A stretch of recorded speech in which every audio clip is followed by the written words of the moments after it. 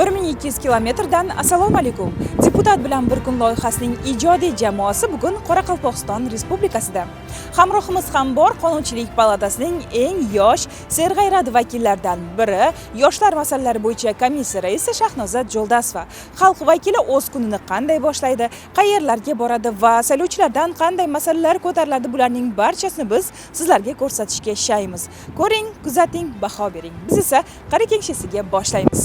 Tanishing, Jo'ldasova Shahnoza Batirovna 1993-yil Qoraqalpog'iston Respublikasi Nukus shahrida tug'ilgan. 2012-2018-yillar mobaynida Toshkent davlat yuridika universitetida tahsil olgan. Yuridik fanlar bo'yicha falsafa doktori, dotsent, 3-darajali adliya maslahatchisi. 2021-2024-yillar oralig'ida Qonunchilik palatasi huzuridagi yoshlar parlamenti raisi sifatida faoliyat olib borgan. 2021-yil kelajak bunyodkori medali bilan taqdirlangan. Milliy tiklanish demokratik partiyasidan deputat bo'lib saylangan. Hozirda Qonunchilik palatasining korrupsiyaga qarshi kurashish va sud huquq masalalari qo'mitasi a'zosi, yoshlar masalalari bo'yicha komissiya raisi, oilali.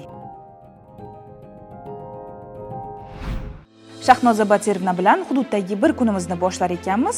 Opa, saylovchilar bilan uchrashuvdan oldin o'zim uchun aziz bo'lgan bitta joyga borishim kerak deb qoldilar. Kamera-yu mikrofonimizning sozlamalarini to'g'irlab, deputat aytgan joyga qarab yo'l oldik. Borsak, shahar chekkasidagi qabriston.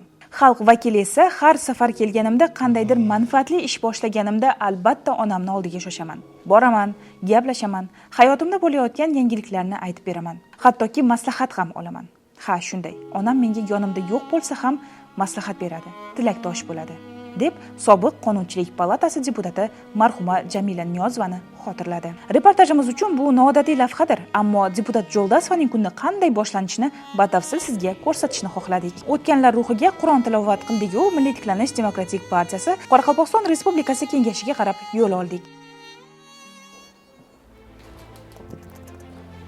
Partiyamiz tashabbusi bilan endi hamma yerda shunaqa stilajlar bor, gazetalarimiz bor. Bittasini olib ketaman, chunki meni rasmim chiqqan ekan. Partiyadoshlari bilan muloqot davomida Shahnoza Jo'ldasova olib borilayotgan ishlar, kelgusi vazifalar, shuningdek aholi tomonidan kelib tushayotgan murojaatlar, taklif-tavsiyalarga ham alohida to'xtalib o'tdi. Kunlik rejalar taqsimotidan keyin deputatni kutayotgan saylovchilar oldiga shoshdik. Boradigan joylarimiz, lokatsiyalarimiz kelishib oldik. Birinchi navbatda albatta Yangi O'zbekistonni massivlardan boshlamoqchimiz. U yerdagi o'zgarishlar, mavjud balki muammolar bordir, o'sha narsalarni o'rganish uchun birinchi navbatda o'sha yerdan boshlamoqchimiz, ya'ni Kegeyli rayoniga boramiz. Kegeyli bu Nukus shahriga unchalik uzoq bo'lmagan tumanlardan biri. Yangi O'zbekiston massivlari esa tuman markaziga qarab ketadigan yo'lda joylashgan. Massivdagi yangiliklar, turar joylarning sharoiti bilan yaqindan tanishtirish uchun tuman hokimi o'rinbosari Ruslan Nerejipov bizga hamrohlik qildi. Ne problemasi bor bularning joylarda? Budan hozir subsidiya, прямой subsidiya berib atamiz biz. Kengashning qarorimiz subsidiya beramiz. Subsidiya misalga kredit qalgan joyda 20 yilga kredit chiqib kerak-ku. Сол кезде доход жетпей калып, бирөө чорныйда болуп атырды, бурундан кредит чорныйда болгон. Соларга субсидия береді, аламан деп келеді, субсидия алган менен баары анагына кредит чыгып калгандан кийин субсидия күйүп атырды 4 айдан кийин. Deputatimiz esa turar joylardagi aholi vakillari bilan uchrashib, sharoitlarni ko'zdan kechirish maqsadida ko'p qavatli binodagi xonadonlarning biriga kutilmagan mehmon bo'ldi. Voy, sen qatan istemit? Istemit? Даже nömrem yo'q. Nizomchilik palatasining deputatiman, Toshkentdan keldim. Yangi O'zbekiston massivlarini ko'ruga. Siz suydingizmi? Qalay joy? Bo'ladi. Kachisiz qanday? Bo'ladi. Bo'ladimi, yaxshimi? Yaxshi ham emas, yomon ham emas. Bo'ladi. Ketgan yerlar istab berib stроитель. Stроитель istab berib, kemchiliklar bormi? Qanday yerlarning kemchiligi chiqdi? Bunday yerlarni o'zgartdi, baynani azalday o'zgartdi. Xonadon sohibasi Aynura Babajanova deputat bilan ko'rishishi ayni muddao bo'lganligi, oliy ma'lumotli bo'lishiga qaramasdan o'z sohasi bo'yicha ishga kira olmayotganligi, yosh oila bo'lganligi uchun esa ro'zg'ordagi muammolar tufayli kichkina bolasini bog'chaga berib, xotin ham mehnat qilishiga to'g'ri kelayotganligi, aks holda kreditlarni o'z vaqtida to'lay olmay qolish ehtimoli kattaligini aytdi. Kunlarni ko'p marta borib harakat etdik. Bir jurnalistlar bo'ldi, bir Toshkentda bo'ldi, xullas oyog'imiz to'zdi so'meni. Endi men hozir Qoraqalpoq tilchi muallimman, shu ham diplomim bor.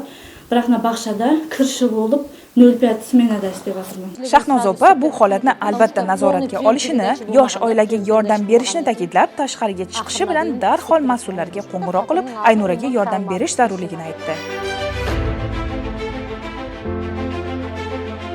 Yangi O'zbekiston massivina keldikda, soda bir qizimizning murojaati bo'ldi, subsidiya olgan. O'zi oliy ma'lumotli diplomi bor, Qoraqalpoq tilining tilishi ekan. Biroq yumush yo'q bo'lgan uchun sadikda kirishi bo'lib istayotir. Endi o'rni men bir o'rganib ko'rayin, to'shi aniq bilmaydi qolgan. Qachon uning anig'ini bilib aytasiz? Shu yoqda vaqtida menga iltimos telefon qilib aytib bering, so'ng javobini. Men kutib turaman. Yaxshi, rahmat. Men ham shunaqa maktabdan kelardim. Assalomu alaykum. Qalaysizlar? Maktabdan chiqdingizmi? Nechinchi klasslar? 5-chi klass. Qalay maktabingiz? Yaxshi. Muallimlik yaxshimi? Nеңіз столовыйларыңыз бармы? Sport zal? Hammasi o, молодец, yaxshi. Necha alding bugun sabaqdan? 5. Sen necha alding bugun sabaqdan? Bu yoqdan kelasan? 5. Молодец. Hammangiz 5 ga o'qiysizmi? Bundan so'ng massiv hududidagi 28-sonli umumta'lim maktabi sharoitlarini ko'zdan kechirish maqsadida muassasaga kirib bordik. Yangitdan qurib bitkazilgan, o'quvchilar uchun yetarli imkoniyatlar yaratilgan ta'lim maskani ko'rgan ko'zni quvontiradi. Ammo lekin biroq deganlaridek, maktab oshxonasi hali foydalanishga topshirilmaganligi, boshlang'ich sinf o'quvchilariga davlat tomonidan beriladigan ovqatlar esa sinf xonasida berilayotganligini ko'rib, bolalarga achindik rosti. Muassasa rahbariyati esa oshxona uchun hali tender o'tkazilmaganligini sabab qilib ko'rsatdi. To'g'ri, maktabda 80 ga yaqin o'quvchilar tahsil olayotgandir, ammo bu o'quvchilar soni kam bo'lsa sharoit qilinmaydi degani emas-ku. Maktab yo'lakchasidagi bu idishdan har kuni 74 ta o'quvchi suv ichadi. Tasavvur qilyapsizmi? Sanitariya, gigiyena qoidalariga javob bermaydigan ushbu suvning holati qanday? Kunning sovuq paytida ham muzdek suv ichgan bola shamollab qolmasligiga kim kafil? Deputat ushbu savollarning ochiqlanib qolishini xohlamadi. Hamda Maktabgacha va Maktab ta'limi vazirligining tuman bo'limidan mas'ulga kamchiliklarni bartaraf etish kerakligini aytdi. Men sebep kelib qoldingiz. Asxonasi ishlamaydi. Birinchi etajda bolalarning ovqat yeyishini kirib ko'rdim, syomkada qildim hammasini. Hech qaysi talabga javob bermaydi. Sanitariyaga da javob bermaydi. Tek birimiz, men hammamiz ko'rdik. Har etajda suv deb qo'yibdi, bolalarga suv ichетін yer qo'yibdi, hammasini bir krujka turibdi. 71 zat adam, почти 80 ga yaqin adam o'qiydi. O adam 80 adam hammamiz bir krujkadan ichsa qalay hozir? Tajriba ko'ring. Nesinde? So'ng hammasini ko'ring, kamchiliklarni bartaraf qiling. Maktabning holatini yon daftarchasiga qayd qilib yozar ekan xalq vakili, maqsadi kelib tanqid qilish emas, balki qo'ldan kelgancha yordam berib, saylovchilar ishonchini oqlash ekanligini ta'kidladi. Tasvirga olish ishlari tugab, Toshkentga qaytib kelganimizdan keyin Shahnoza Batirovnaga ushbu maktab oshxonasida bolalar endi bemalol ovqatlanayotganligi aks etgan video kelib tushganidan xabar topdik va xalq vakilining tanqidiy fikrlaridan keyin mas'ullar kamchiliklarni bartaraf etishga jiddiy kirishganiga amin bo'ldik. Endi yildagi 28-sonli maktab o'quvchilari ta'lim beriladigan sinfxonalarda emas, balki maktab oshxonasida ovqatlanishadi. Barakalla.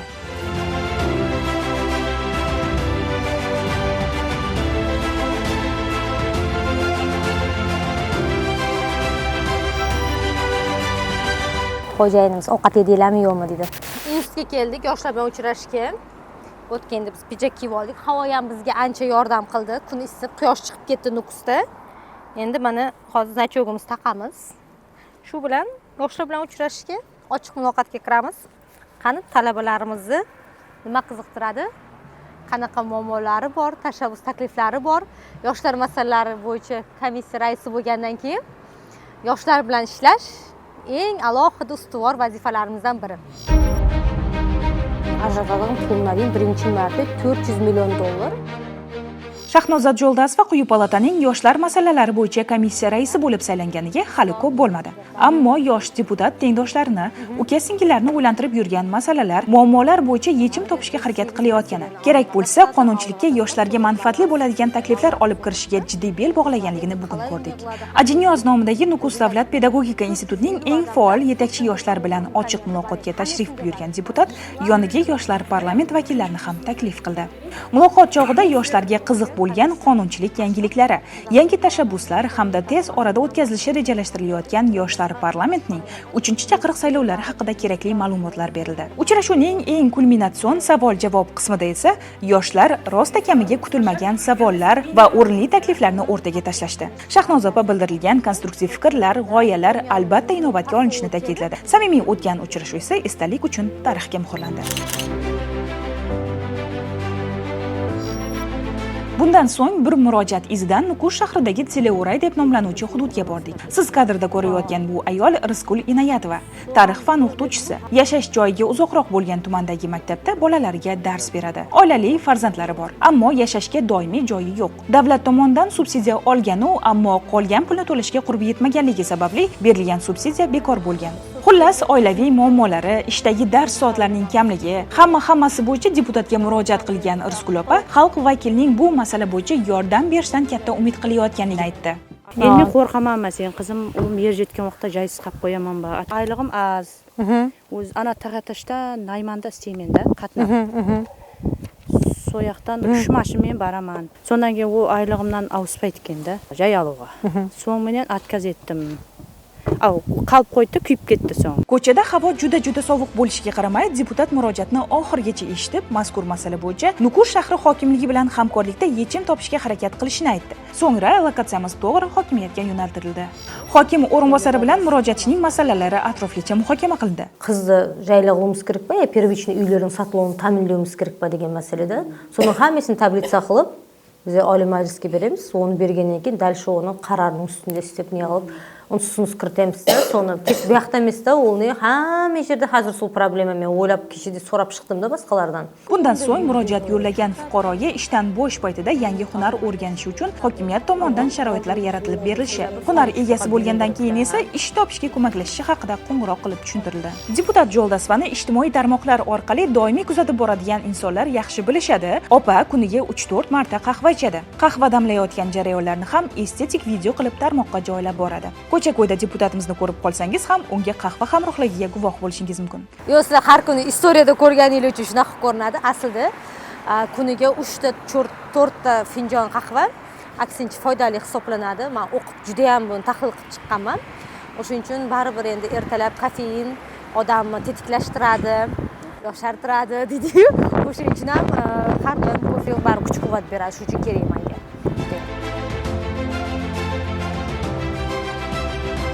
Yo'l-yo'lakay 4200 ta aholi yashaydigan Qo'sko'l mahalla fuqarolar yig'ini binosiga bordik. Tashqarida bizni kutib turgan shuncha odamni ko'rib, oho, hammasining alohida murojaati bormikin deb hayron qolgan edim. Ammo Qo'sko'lliklar tibbiyot punkti va bolalar bog'chasi qurib berilsa, hamma muammoga yechim bo'lishini aytdi. Problema, iki problema bo'lgani. Medpunkt bilan poliklinika. So'radi bir yig'ilib bersa, xalq yaxshi bo'ladi. Hududga yaqin joyda davlat bog'chalarining yo'qligi Qoraqalpog'istonning qahraton sovug'i-yu jazirama issiqda aholi, ayniqsa yosh bolasi bor oilalarga qiyinchilik tug'dirayotgani, shuningdek kimdir mazasi bo'lmay, ukol olmoqchi bo'lsa tibbiyot punkti uzoqlik qilishini aytishdi. Deputat Jo'ldasova aholining murojaatlarini ko'rib chiqish va ijobiy hal qilish uchun Nukus shahar hokimiyati va partiya vakillariga yuzlanib, masalani hal qilish yo'llarini izlab topish zarurligini, kerak bo'lsa respublika darajasida hal qilinishi kerakligini ta'kidladi. Shu yuhu qattiq joylashish.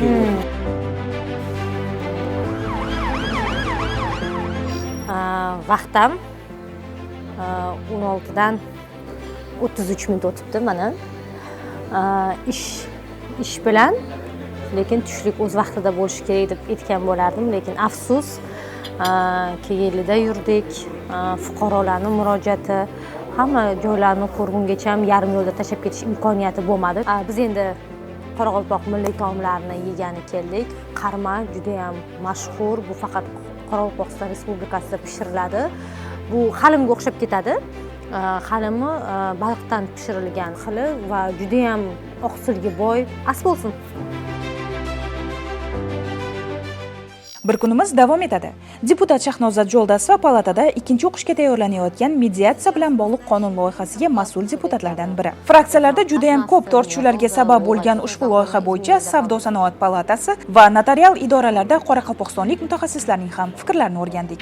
Aytgancha, mediatsiya bu oddiyroq qilib aytadigan bo'lsak, insonlarning muammolarini sudga bormasdan hal qilish usuli.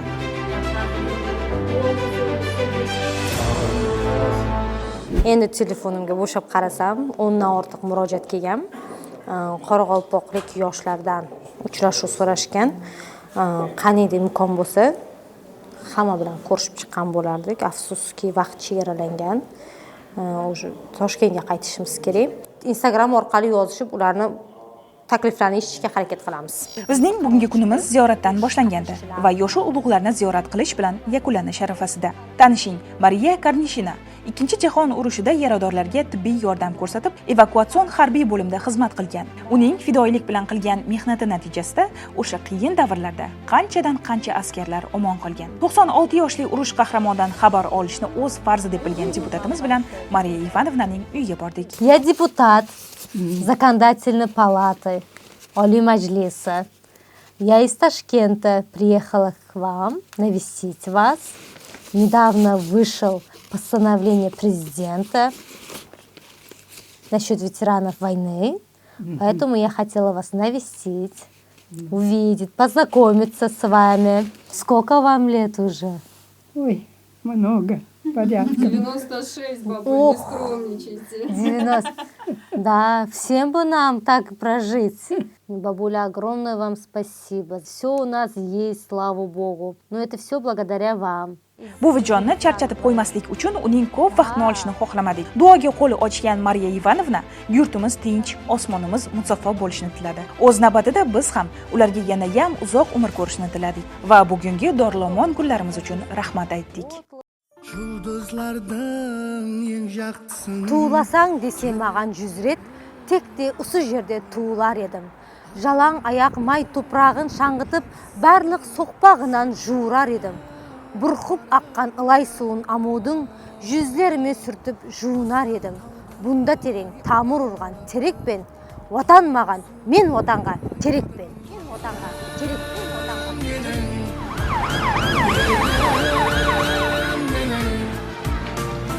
Salam askim, söz bularsan, başka bakıp soramayman halkım.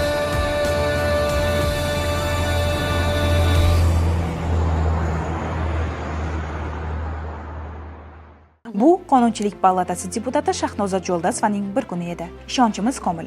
Xalq vakilining har bir kuni xuddi bugungidek samarali o'tadi. Yosh, shijoatli deputatimiz xalqimiz bildirgan ishonchni berilgan vakolat muddati davomida albatta oqlaydi deb umid qilamiz. Qonun ijodkorligida, ilmiy pedagogik faoliyatida hamda shaxsiy hayotda ham Shahnoza Batirovnaga kuch-quvvat tilaymiz. Marhum onasi sobiq deputat Jamila Niyozovaning munosib davomchisi bo'lib, xalqning qalbidan joy oladigan, o'z sohasini yaxshi ko'radigan kadr bo'lishni tilab qolamiz. Bu ko'rsatuvimizning oxiri emas. Biz yana siz saylagan vakillarning ish faoliyatini ko'rsatishda davom etamiz. Zero, davlatimiz rahbari ta'kidlaganidek, qonunchilik faoliyati eng avvalo jamiyatdagi dolzarb muammolar yechimiga, xalqning og'irini yengil qilishga qaratilishi kerak. Shahnoza Jo'ldasova haqida oldin ham ko'p eshitgansiz, ko'rgansiz, ammo uning deputatlik faoliyati, aynan hududdagi saylovchilar bilan uchrashuv jarayonlarini birinchi marta bizning lavhalarimiz orqali ko'ryapsiz. Va reportajimizni oxirigacha ko'rish orqali esa deputat o'zi nima ish qiladi degan savolga javob topa olgan bo'lsangiz, biz bundan juda ham mamnunmiz. Keyingi reportajlarimizda esa 150 ta deputatning yana biri bilan efirga qaytamiz. Hozircha esa xayr, keyingi ko'rsatuvlarimizgacha omon bo'ling.